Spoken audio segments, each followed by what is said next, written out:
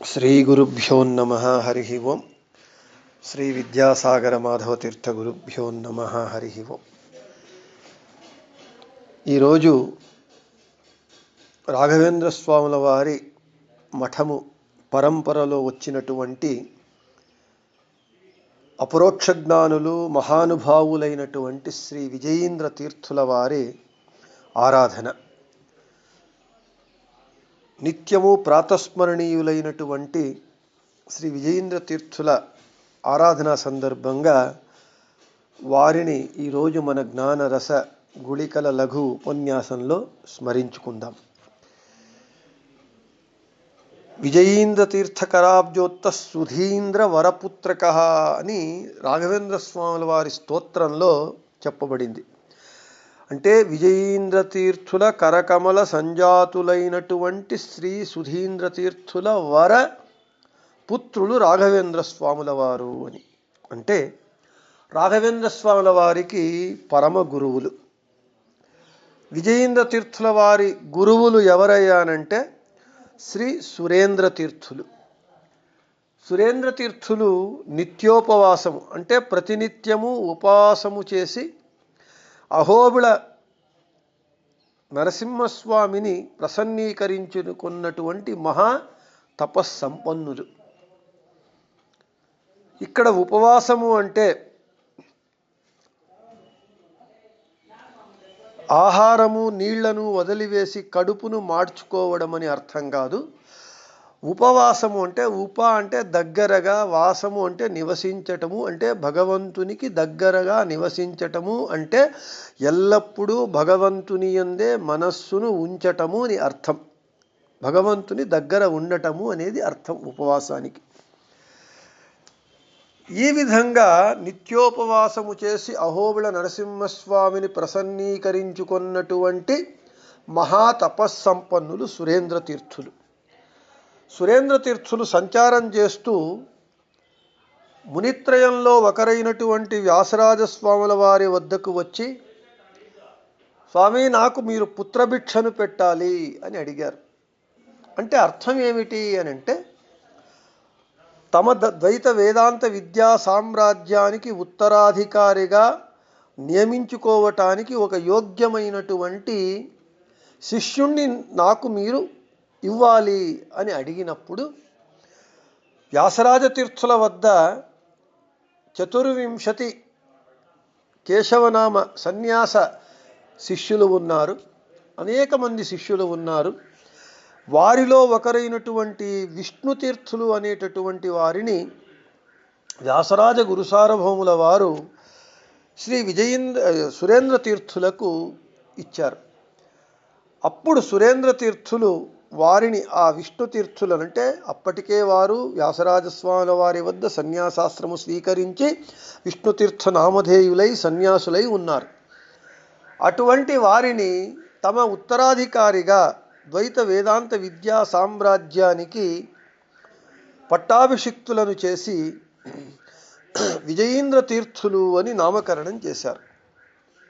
అటువంటి విజయీంద్ర తీర్థుల వారి ఆరాధన. విజయీంద్ర తీర్థుల వారి గొప్పదనం ఏమిటి అని అంటే రాజుల నుండి రత్నాభిషేకాలను పొందినటువంటి వారు, అపారమైనటువంటి పాండిత్యము కలిగినటువంటి వారు, చతుషష్ఠి కళా సంపూర్ణులు, 64 కళల యందు నిష్ణాతులు. వారి యొక్క గొప్పదనాన్ని మనకు రాఘవేంద్ర విజయంలో నారాయణాచార్యుల వారు రాఘవేంద్ర స్వాముల వారిని జీవిత చరిత్రను రాస్తూ వారి పరమగురువులైనటువంటి విజయీంద్ర తీర్థుల వారి గురించి ఈ విధంగా చెబుతూ ఉన్నారు. విద్వద్వరోస్మాద్ విజయీంద్రయోగి విద్యాసు హృద్యా స్వతుల ప్రభావ రత్నాభిషేకం కిల రామరాజాత్ ప్రాప్యాగ్ర్య లక్ష్మీన కృతాగ్రహారాన్. మహామహిమోపేతులైనటువంటి సురేంద్ర తీర్థుల నుండి సన్యాసాశ్రమును స్వీకరించి ప్రణవోపదేశాన్ని పొందినటువంటి వారు జ్ఞానులందు శ్రేష్ఠులైనటువంటి వారు మనోహరమైనటువంటి 64 కళల యందు అసదృశమైనటువంటి అసాధారణమైనటువంటి సామర్థ్యము కలిగినటువంటి విజయీంద్ర తీర్థులు అనేటటువంటి యోగి శ్రేష్ఠులకు, యతి శ్రేష్ఠులకు అళయ రామరాయ అనేటటువంటి విజయనగర సామ్రాజ్య రాజు రత్నాభిషేకాన్ని చేసి అతడు కృతార్థుడయ్యాడు. ఆ రత్నాభిషేక సందర్భంలో రాజు ఇచ్చినటువంటి అత్యంత సంపదను విజయీంద్ర తీర్థులు శ్రోత్రియ బ్రాహ్మణులకు, విద్వాంసులకు దానిని ఇచ్చి వారి కొరకు వినియోగించి అగ్రహారములను కట్టించినారు అని ఈ శ్లోకం యొక్క అర్థం. అంటే విజయీంద్ర తీర్థుల వారు యతిశ్రేష్ఠులై విజయనగర సామ్రాజ్య రాజు చేత రత్నాభిషేకాన్ని పొందినటువంటి వారు. రాజు ఇచ్చినటువంటి అమూల్యమైనటువంటి సంపదను సద్బ్రాహ్మణులకు వెచ్చించినటువంటి వారు, వినియోగించినటువంటి వారు విరక్త శిఖామణులు. విజయీంద్ర తీర్థుల వారు 104 గ్రంథములను రచించారు. విజయీంద్ర తీర్థుల వారి పాండిత్యము ఎంతటిది అని ఇక్కడ వర్ణిస్తూ ఉన్నారు. వాక్యే పదే పాద విలోచనోక్తౌ వ్యాసీయ శాస్త్రే చ కృతాన్ ప్రబంధాన్ ఆస్తాం బుధః శ్రోతుమశేషమేషామాఖ్యాః సమాఖ్యాద్యది పండితోసౌ. శ్రీ విజయీంద్ర తీర్థుల వారు పూర్వమీమాంస, వ్యాకరణము, న్యాయము, వేదాంతము మొదలైనటువంటి శాస్త్రములలో రచించినటువంటి గ్రంథములను మరియు ప్రబంధములను గురుముఖేన చదివి అధ్యయనం చేసేటటువంటిది ఒక విషయం. అది ఒక పక్కన పెడితే, ఎవడైతే విజయీంద్ర తీర్థుల వారి చేత రచింపబడినటువంటి అన్ని గ్రంథముల పేర్లను, గ్రంథములు చెప్పటం కాదు, గ్రంథముల పేర్లనైనా తప్పు లేకుండా తడబడకుండా విజయీంద్ర తీర్థుల వారు రచించినటువంటి అన్ని గ్రంథముల పేర్లను ఎవడైతే చెబుతాడో వాడిని పండితులందరూ ఒక పండితునిగా గుర్తిస్తారు అని చెబుతూ ఉన్నారు. అంటే కేవలము విజయీంద్ర తీర్థుల వారు రచించినటువంటి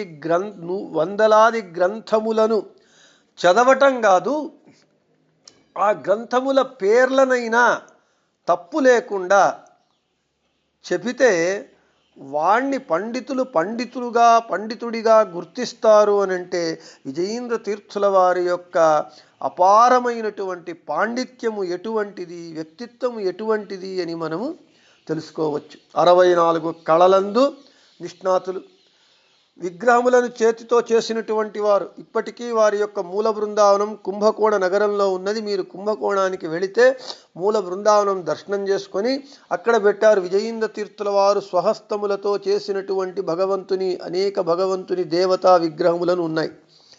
అంటే 64 కళల యందు విగ్రహములు చేయటం కూడా ఒకటి. అటువంటి మహానుభావులు విజయీంద్ర తీర్థుల వారు. ఇక అందరు గురువులు మహానుభావులు, వారి గురించి చెప్పటానికి మనకు యోగ్యత చాలదు. ఎన్ని సంవత్సరాలైనా వారి గురించి చెప్పుకోవచ్చు. అయితే మన జ్ఞాన రస గుళికలు లఘు ఉపన్యాసములు కాబట్టి మన ఉద్ధారం కొరకు వారి ఆరాధన రోజు మనం వారిని మన శక్తి మేరకు స్మరించటం మన కర్తవ్యం కాబట్టి స్మరిస్తూ వారి యొక్క శ్లోకం ఇలా ఉంటూ ఉన్నది. మానసాంభోజభానవే కామధేనవే నమతాం కల్పతరవే జయీంద్ర గురవే నమః. భక్తుల మనస్సనడి కమలములను వికసింపచేసేటటువంటి సూర్యుని వలె ఉన్నటువంటి వారు విజయీంద్ర తీర్థులు. నమస్కారం చేసేటటువంటి వారికి కల్పవృక్షము వలె, కామధేనువు వలె ఉన్నటువంటి విజయీంద్ర తీర్థులకు నేను నమస్కారము చేస్తాను అని ఆ శ్లోకం యొక్క అర్థము. కలియుగ కామధేనువు కల్పవృక్షమైనటువంటి రాఘవేంద్ర స్వాముల వారిని జగత్తుకు ఇచ్చినటువంటి సుధీంద్ర తీర్థులు. అటువంటి సుధీంద్ర తీర్థులను ఇచ్చినటువంటి వారు విజయీంద్ర తీర్థులు, కల్పవృక్షము, కామధేనువైనటువంటి వారు.